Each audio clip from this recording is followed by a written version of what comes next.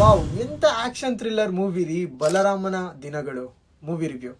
ಮೂವಿಲಿ story ತುಂಬಾ ಚೆನ್ನಾಗಿ ಕಾಣಿಸ್ತಾ ಇದೆ. ಮೇನ್ ಕ್ಯಾರೆಕ್ಟರ್ಗಳು ಏನಿರುತ್ತೆ, ಅವ್ರ ಮೇಲಿರುವಂತಹ ಒಂದು ಸ್ಟೋರಿ ಲೈನ್ ಅಪ್ ಏನಿರುತ್ತೆ ಅದನ್ನ ತುಂಬಾ ಚೆನ್ನಾಗಿ ತೋರಿಸ್ತಾ ಹೋಗಿದ್ದಾರೆ. ಮೇನ್ ಆಗಿ ಮೂವಿಲಿ ಕ್ಯಾರೆಕ್ಟರ್ಗಳು ಏನ್ ತೋರಿಸಿದ್ದಾರೆ, ಆ ಒಂದು ಕ್ಯಾರೆಕ್ಟರ್ಗಳು ಸ್ಟೋರಿ ಆಗ್ಲಿ, ಆ ಒಂದು ತೂಕ ಆಗ್ಲಿ ತುಂಬಾ ಚೆನ್ನಾಗಿ ಕಾಣಿಸ್ತಾ ಇದೆ ಮೂವಿಲಿ. ಇನ್ನೊಂದೇನ್ ಹೇಳ್ಬೇಕು ಅಂತಂದ್ರೆ, ಎಲಿಮೆಂಟ್ ಗಳ ಮೇಲೆ ಫೋಕಸ್ ಮಾಡಿರೋದ್ರಿಂದ ಕೆಲವೊಂದು ಜಾಗದಲ್ಲಿ ಮೂವಿ ಸ್ಲೋ ಅನ್ಸುತ್ತೆ. ಅದು ಬಿಟ್ರೆ ಕ್ಯಾರೆಕ್ಟರ್ ಗಳೆಲ್ಲ ಶಫಲ್ ಆಗ್ತಿರೋದ್ರಿಂದ, ಒಂದು ಆಕ್ಷನ್ಸ್ ಗಳು ಇರೋದ್ರಿಂದ, ಸ್ಟೋರಿ ಕಂಟಿನ್ಯೂ ಆಗ್ತಾ ಇರೋದ್ರಿಂದ ಮೂವಿ ಚೆನ್ನಾಗಿ ಅನ್ಸುತ್ತೆ. ಈ ಮೂವಿಲಿ ಏನಪ್ಪಾ ಅಂತಂದ್ರೆ, ನಮ್ಮ ಹೀರೋಯಿನ್ ಇರ್ತಾರೆ, ಒಂದು ಸಣ್ಣ ಹಳ್ಳಿಯಿಂದ ಸಣ್ಣ ಕನ್ಸಿಟ್ಕೊಂಡು ದೊಡ್ಡ ಬೆಂಗಳೂರಿಗೆ ಬಂದಾಗ ಅವ್ರಿಗೆ ಗೊತ್ತಿಲ್ದಂಗೆನೆ ಅವನು ಅಂಡರ್ ವರ್ಲ್ಡ್ ಅನ್ನೋದಕ್ಕೆ ಎಂಟ್ರಿ ಆಗೋಗಿರ್ತಾನೆ. ಅಲ್ಲಿಂದ ಆ ಒಂದು ಅಂಡರ್ ವರ್ಲ್ಡ್ ಅಲ್ಲಿ ಯಾವ ರೀತಿ ಒಂದು ಜರ್ನಿ ಹೋಗುತ್ತೆ, ಯಾವ ರೀತಿ ಇದ್ದವನು ಯಾವ ರೀತಿ ಆಗ್ತಾನೆ. ನಮ್ಮ ಹೀರೋಯಿನ್ ಇರ್ತಾನೆ, ಅವನು ತುಂಬಾ ಒಳ್ಳೆ ಮನ್ಸಿರುತ್ತೆ, ಹಾಗಾಗಿ ಕೆಟ್ಟದನ್ನ ಸಹಿಸಲ್ಲ, ಒಳ್ಳೇದಕ್ಕಾದ್ರೆ ಅದ್ ಏನ್ ಬೇಕಾದ್ರೂ ಆಗ್ಲಿ ನಾನು ಮಾಡ್ತೀನಿ ಅಂತ ನಿಂತ್ಕೊಂಡಿರ್ತಾನೆ. ಯಾಕೆ ಅಂದ್ರೆ ಆ ಒಂದು ಬಲರಾಮನಿಗೆ ಬಲ ಜಾಸ್ತಿ ಇರುತ್ತೆ.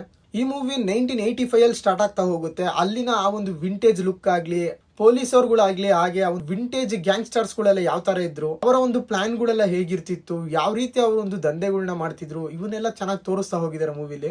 ಆಕ್ಟಿಂಗ್ ವಿಚಾರದಲ್ಲಿ ಮಾತಾಡೋದಾದ್ರೆ, ಆ ಒಂದು ಕ್ಯಾರೆಕ್ಟರ್ ಗಳಿಗೆ ಯಾವ ತೂಕ ಕೊಟ್ಟಿದ್ದಾರೆ ಅದೇ ರೀತಿನೇ ಅವರು ನಿಭಾಯಿಸಿದ್ದಾರೆ. ನಮ್ಮ ವಿನೋದ್ ಸರ್ ಬಗ್ಗೆ ಮಾತಾಡೋದಾದ್ರೆ, ಆ ಒಂದು ಘಟ ಏನಿದೆ ಆ ಒಂದು ಕ್ಯಾರೆಕ್ಟರ್ ಗೆ ಪರ್ಫೆಕ್ಟ್ ಆಗಿ ಮ್ಯಾಚ್ ಆಗ್ತಿದೆ. ಆಕ್ಟಿಂಗ್ ಅಂತ ಮಾತಾಡಕ್ ಹೋಗಲ್ಲ, ಸೂಪರ್. ಇನ್ನೊಂದು ಮೇನ್ ಆಗಿ ಹೇಳ್ಬೇಕು ಮೂವಿಲಿ ಅಂತಂದ್ರೆ, ನನಗೆ ತುಂಬಾ ಇಷ್ಟ ಆಗಿದ್ದು, ಈಗಿನ ಯೂತ್ ಜನರೇಷನ್ ಗೆ ಬೇಕಾಗಿರುವಂತ ಒಳ್ಳೆ ಮೆಸೇಜ್ ಕೊಟ್ಟಿದ್ದಾರೆ. ಒಳ್ಳೆ ಸ್ಟೋರೀಸ್ ಜೊತೆ ಆಕ್ಷನ್ ಥ್ರಿಲ್ಲರ್ ಮೂವಿ ನೋಡಬೇಕು ಅಂತಂದ್ರೆ ಈ ಒಂದು ಮೂವಿನ ನೋಡಿ. ನಿಯರ್ ಬೈ ಥಿಯೇಟರ್ಸ್ ಅಲ್ಲಿ ಅವೈಲಬಲ್ ಇದೆ. Thank you.